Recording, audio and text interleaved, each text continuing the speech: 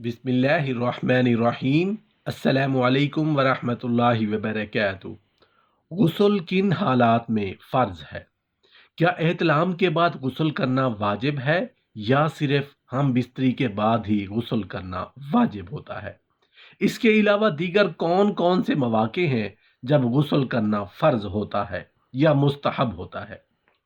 गुस्ल बसा औक़ात वाजिब होता है और बसा औक़ात मुस्तहब।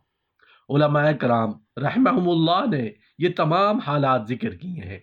मुत्तफ़िका तौर पर गुस्ल वाजिब करने वाली अशिया दर्ज झैल है। जमा, एहतलाम, हैज़ और निफास के बाद गुस्ल करना फ़र्ज़ है।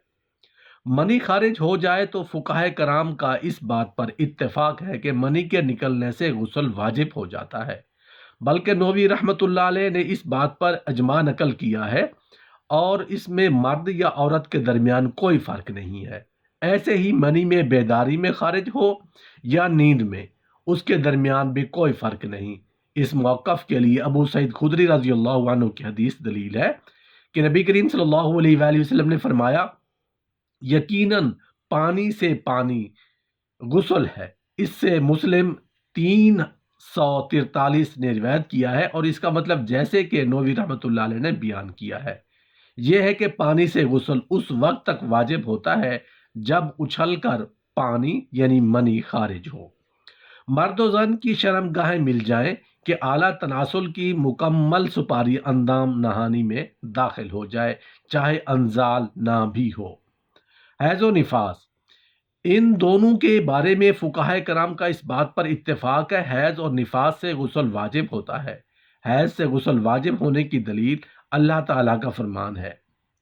आपसे हैज़ के मुतालिक पूछते हैं, आप कह दीजिए ये गंदगी है। हैज़ की हालत में ख़वातीन से अलहदा रहें और उनके पाक और साफ होने तक उनके करीब भी ना आए। बस जब वो पाक हो जाए तो उनके पास वहां से आए जहां से तुम्हें अल्लाह ने हुक्म दिया है। जब कोई गैर मुस्लिम मुसलमान हो जाए, मालकी और हम्बली फुक़हाए कराम कहते हैं कि किसी काफिर शख्स का इस्लाम कबूल करना मौजब गुस्ल है।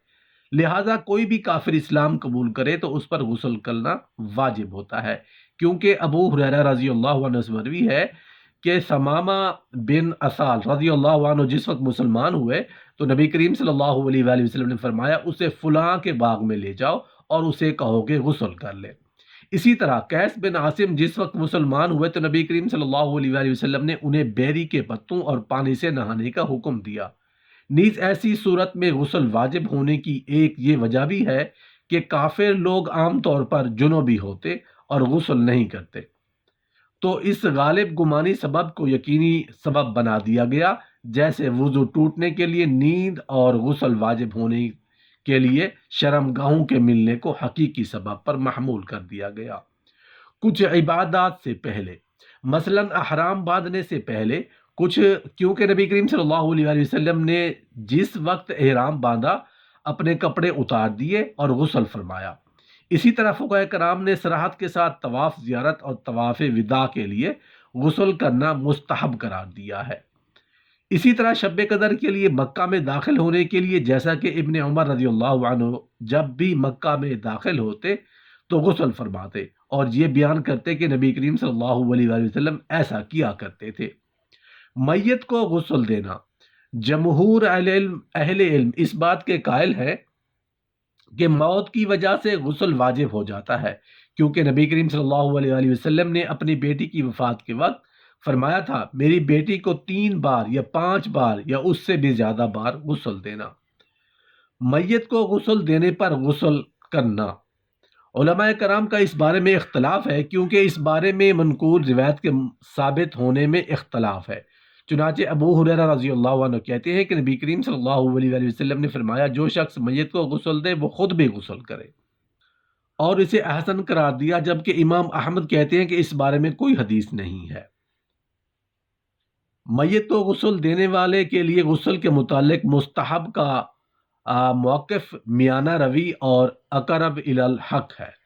जुमा के दिन गुस्ल, इमाम नववी रहमतुल्लाह अलैह अल मजमू में कहते हैं कि जुमा के दिन गुस्ल करना जमहूर के यहाँ सुन्नत है और बाज़ सलफ़ व सालिहीन ने उसे वाजिब करार दिया है।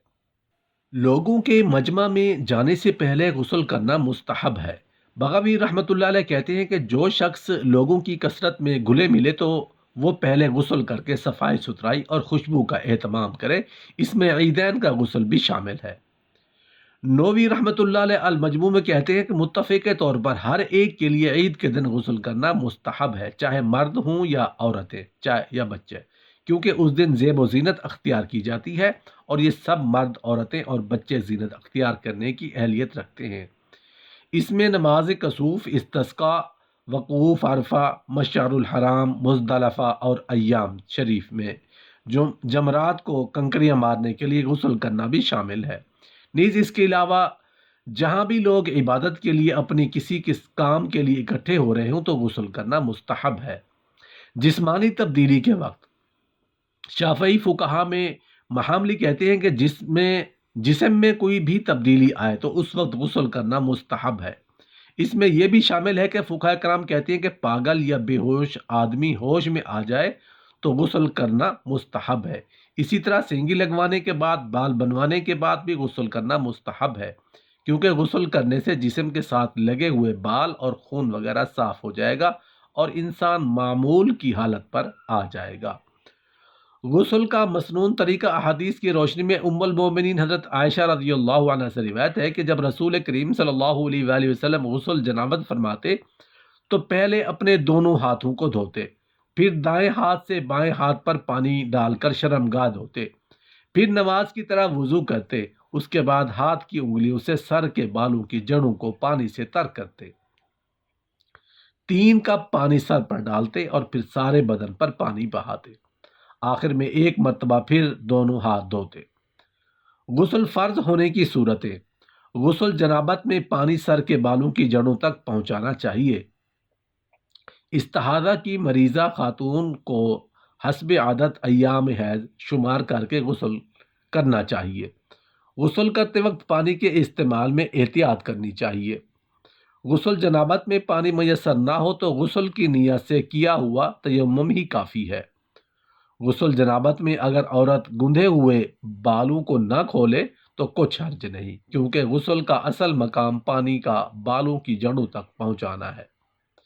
جس طرح نماز پڑھنے کے لیے صرف منہ، ہاتھ دھونا کافی نہیں، بلکہ وضو کا ایک مسنون طریقہ اختیار کرنا ہوتا ہے اور وضو کے بغیر نماز قبول نہیں کی جاتی، اسی طرح خاص مواقع پر جب غسل کیا جاتا ہے تو اس کا بھی ایک مخصوص طریقہ ہے۔ والدین کی ذمہ داری ہے کہ بچوں کو ان کی عمر کے مطابق متعلقہ مسائل سے آگاہ کریں، اور ہر مرد و عورت کو چاہیے کہ وہ متعلقہ مسائل کے متعلق مکمل مسنون طریقوں سے آگاہی حاصل کریں۔ بدقسمتی سے ہمیں جن باتوں پر شرم نہیں رکھنی چاہیے ان میں تو ہمیں شرم آتی ہے، اور جن میں شرم آنی چاہیے وہاں ہم شرم کی ضرورت محسوس نہیں کرتے۔ آخری بات کی کوشش کریں کہ یہ بات ہر مسلمان تک پہنچی جائے۔